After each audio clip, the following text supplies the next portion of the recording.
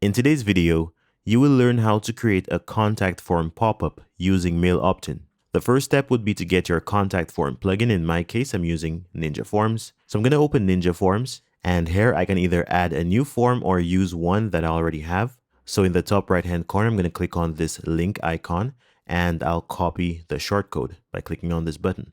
Next, I'm going to click on done and I'll go back. And now we need to move over to mail opt-in. So let's hover over mail opt-in and we'll click on opt-in campaigns. So I'm going to click on add new and I'll give my pop-up a simple name and I'll choose a theme.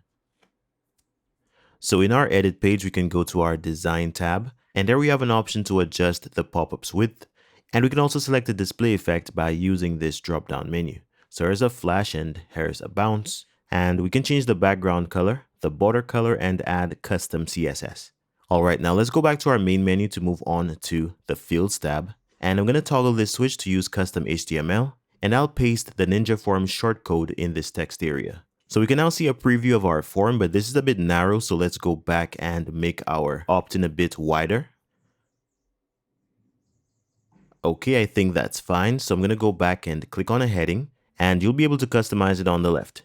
You can toggle this switch if you want to hide it. And if you want to customize your description, the process is exactly the same. So you can edit your text, you can change your color, your font size, and so on. All right, so the final element that we're going to touch on is note. So if we go back and click on note, I'm just going to go ahead and scroll down on the pop-up so we can see it all the way at the end. So you can either turn it off or keep it on and maybe customize it. I'll keep it on for our demonstration. Now moving on to the configuration tab.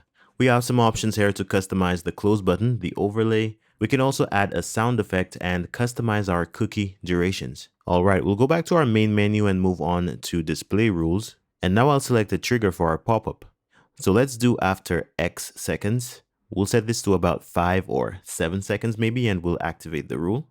Now let's save our changes. Once that's done, we'll activate our opt-in and we'll click on the X to close this window. All right, so once we're back, we can go ahead and visit our website and we just need to wait for about 7 seconds and our pop-up should show up. Here it is.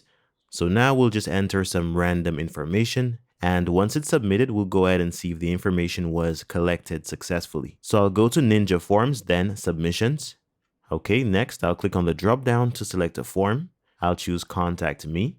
And submission number 8 is what we just entered. All right, so now you know how to create a pop-up contact form in WordPress. Thanks for watching and see you next time.